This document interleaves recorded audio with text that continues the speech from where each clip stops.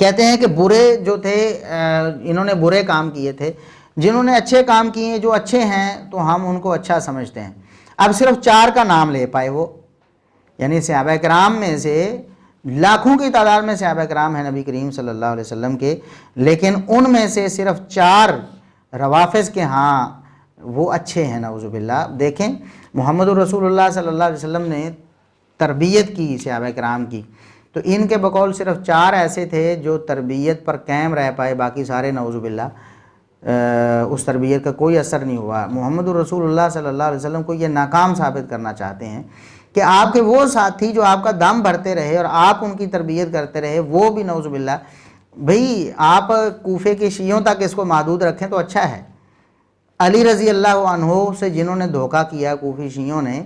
آپ سمجھتے ہیں کہ صحابہ کرام بھی نعوذ باللہ ایسے تھے کہ نبی کریم صلی اللہ علیہ وسلم سے دھوکہ کر گئے وہ نعوذ باللہ؟ بالکل غلط بات ہے، اور یہ صحابہ کرام کی توہین یہ ناقابل برداشت ہے۔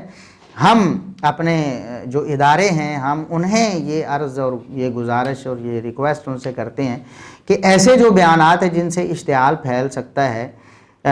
ان کا نوٹس ہمارے اداروں کو لینا چاہیے اور انہیں کیفر کردار تک ایسے لوگوں کو پہنچانا چاہیے، تاکہ آئندہ ہمارے ملک کا امن و امان جو ہے کبھی خراب نہ ہو، لوگ پرامن طریقے سے رہیں،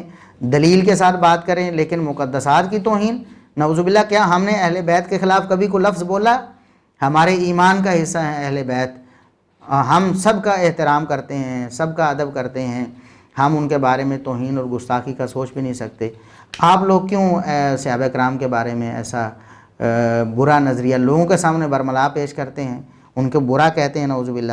تو یہ جو اچھے ہیں ان میں سلمان رضی اللہ عنہ، ابو ذر رضی اللہ عنہ، مقداد رضی اللہ عنہ اور عمار رضی اللہ عنہ، ان 4 کے نام یہ شہنشاہ حسین نقوی صاحب نے لیے ہیں۔ جو اچھے ہیں سلمان رضوان اللہ تعالیٰ علیہ، ابو ذر رضوان اللہ تعالیٰ علیہ، مقداد، عمار، بقول علامہ ذیشان الجوادی کے کہ ہم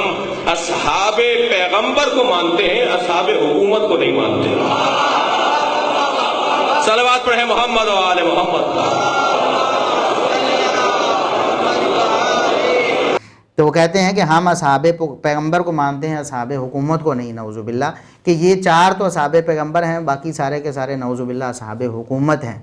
یہ کتنی بڑی توہین اور بدتمیزی ہے صحابہ کرام کی شان میں۔ ہم اپنے اداروں سے ہی، چونکہ ہمارا منہج یہ ہے کہ ہم قتل و غارت کو، فساد کو، لڑائی کو